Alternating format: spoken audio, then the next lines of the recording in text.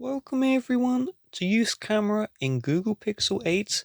Let's start by opening up the camera app. And in here, if we want to allow location, we can allow. The location will be saved to your pictures and your videos. From here, we see turned on by default, and you can see these two modes. We'll get to those modes later. So by default, we're in the photo mode. If you swipe across, these are all different photo modes that you can switch to. So to switch to video mode, tap the camera recorder icon and it will take you to video mode. When you want to change mode, you can either tap the mode or you can swipe across. Let's start in photo mode. To take a picture, tap this white circle here or click and release volume down or click and release volume up. There is no option to take burst photos on Pixel 8. If you want to quickly record a video but you're in photo mode, long press the shutter button and it will start a recording.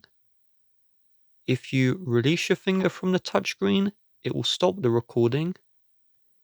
If you long press but instead swipe to the left, you can then release your finger and then you can record hands free. And we'll tap the red square to stop the recording. You will see the zooms and you can tap to change the zooms. If you want to select a specific zoom level, where you see the zooms, swipe to the left to increase the zoom, or swipe to the right to reduce the zoom. You can set any specific number and then tap the shutter button when you're ready. This button here flips the camera. So you have the front camera here, the rear, and in the front camera we have the same zoom options. If you tap the shutter button, it will take a picture like normal. We have the settings here, and if we tap on the settings, we will see the photo settings. On regular Pixel 8, there is no Pro mode. So if you have the 8 Pro and you stumbled across this video, I'm going to link you to my 8 Pro video in the description. On regular Pixel 8, we see here more light. We see the night sight. What this does is, let's say you're outside and it's dark, it will automatically spend longer to take the picture, but the brightness and the overall quality will be higher. If you want to turn on the flash, you have to manually tap to turn on the flash. And then if I take a picture, you can see this time it's going to use the flash.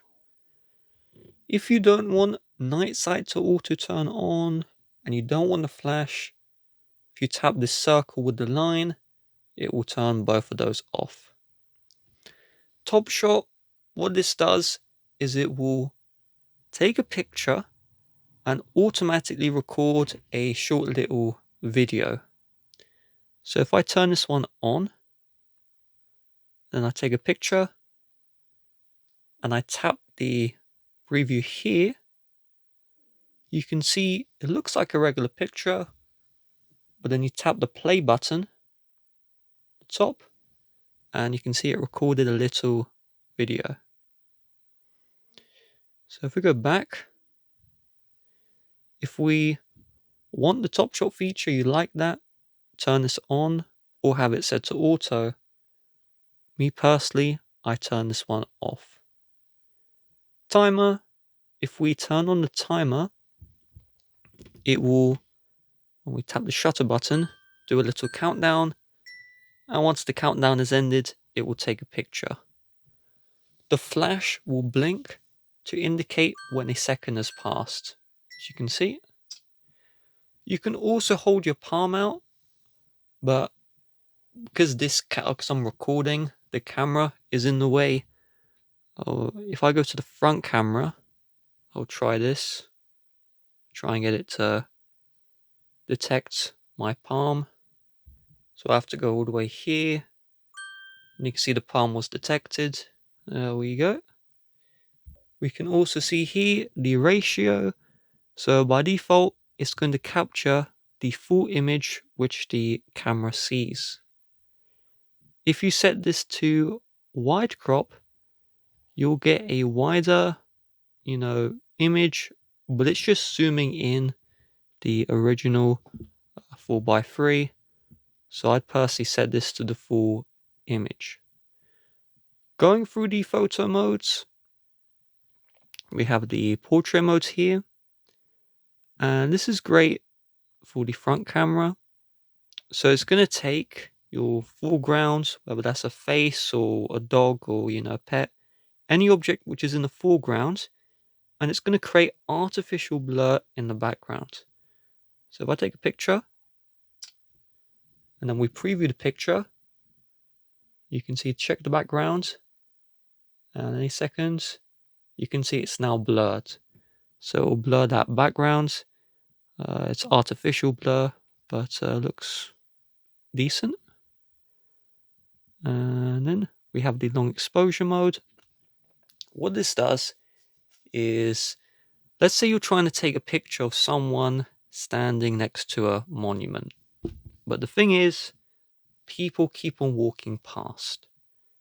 If you take a picture with long exposure, the person who stays still, any objects that stay still will be captured.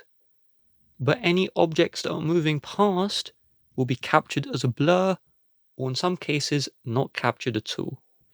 So that's good if you just don't want to be photo bombed, or you don't want people in the background to be in your picture. You would use that mode. Action pan. This is best to describe it.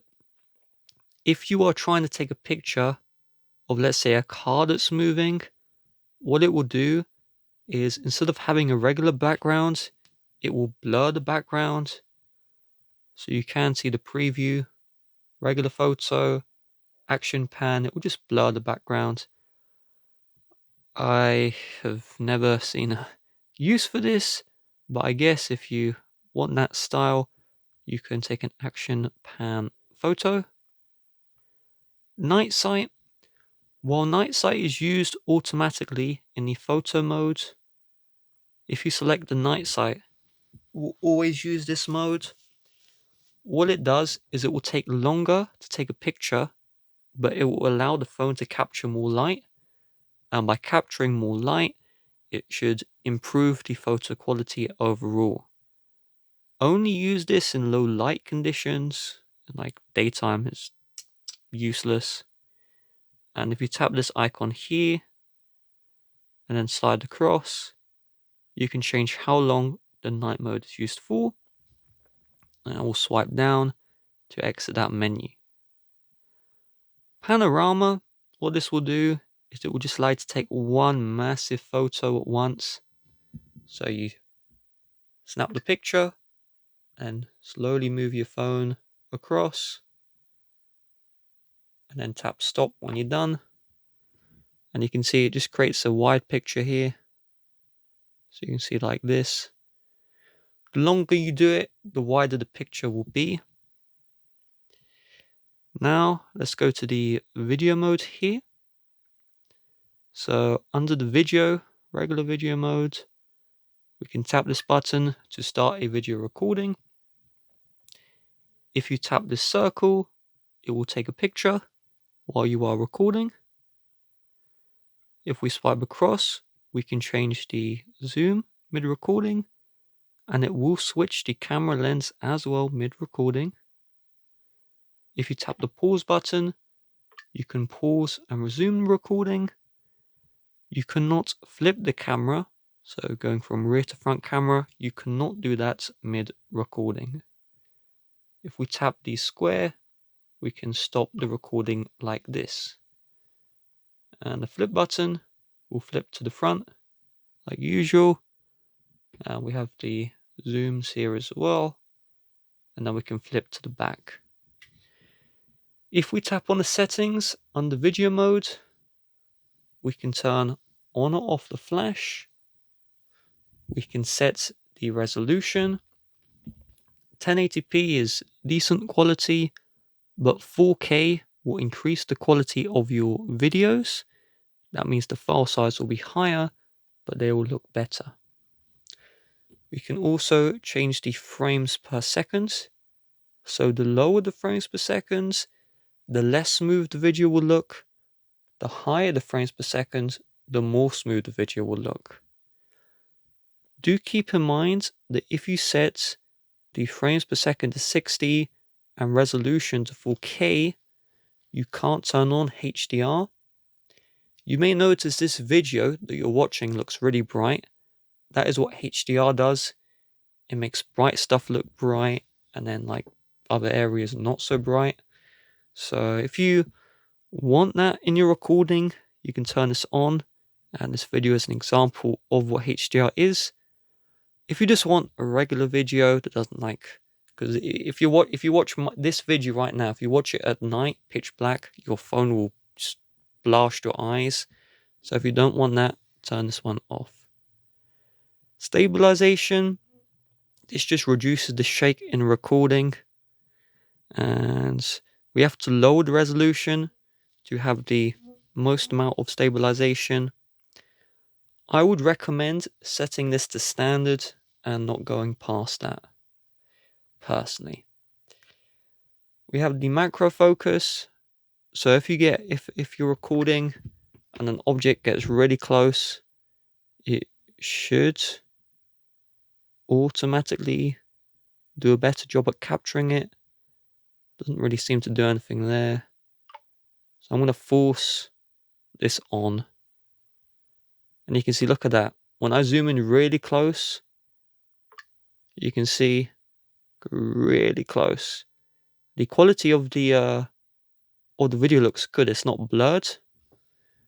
Alright, so you can see regular. I go in. If you want that, you can turn it on. By default, it's set to auto, all the bit glitched, in the demonstration. If you don't like that, you want it to blur. If it's too close, you can turn that one off. Speech enhancement, if this is on, it will remove any wind sounds or any really annoying background noise, the cars and stuff. But you can't have this on if you set to 4K 60, so that's something to keep in mind. And then we have the different video modes.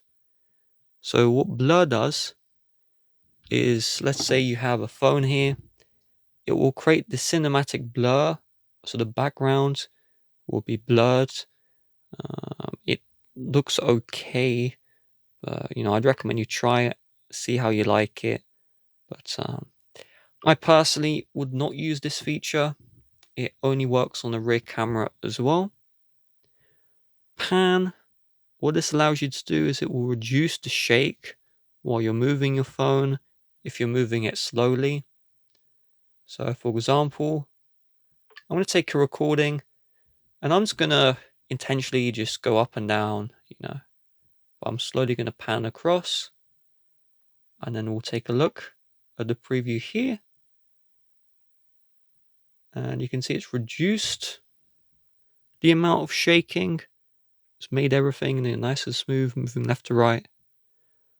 So it just smooths everything out, makes there be less shaking. And then we have the slow motion. If we start this, it will slow down the video by default by 4 times. So for every second you record, it will make the video, 4 seconds. You see 11 seconds to 44. And that just makes everything look slow. If you tap on the slow motion you see here, you can then tap to change it like this. And where this shows, swipe down to exit that menu. Time lapse will speed up the video. So by default, it's set to auto. You can tap to change the speed here. I'm personally going to leave this on auto. We'll do 120 times. And so for every 120 seconds that pass in real life, 1 second will be recorded. So you can see, there you go, very fast there. If I go back to the camera modes, you always notice that there's sometimes this menu here. If you tap that menu, you get more precise controls. You can change stuff like the brightness or shadow. Each mode will have different sliders. And if you tap this reset button here, it will reset your changes. And to exit this menu, either swipe down or tap the back button. To change general camera settings, regardless of where you are in the app, tap the settings button and then tap more settings. This general stuff here, I've never seen the need to change, but if you want to change it, feel free. The stuff you may be interested in is the grid. If you want a grid, tap this to set a grid. You may also notice that your selfies don't look the way that you take them. By default, the selfies you take will look like what other people would see in real life. Because what you see in the mirror is flipped for other people. If you want the selfie to look as the preview, to look as you would see in the mirror, you'd want to turn this one on. You cannot flip images after they are taken in the Photos app. It just doesn't exist for some reason. So you would have to use a third-party app to flip your images if you wanted to. Video stabilization, if you want this, leave it on. If you're on a tripod, turn this off. There's no other real reason to turn this one off. Audio zoom, this is just annoying. I turn it off. So let's say you're recording a video and you're commentating like I am, and then you start zooming in. It will make your audio quieter because it's trying to simulate, you're zooming in, maybe you're further away. So you just lower your audio. It's annoying. I would recommend you turn this one off. With that being said, if you have any questions, please do leave a comment section. I hope this 18-minute video has covered everything you need to know, because my voice is gone. With that being said, if you'd like to help support the channel, please leave a like, subscribe, and bye-bye.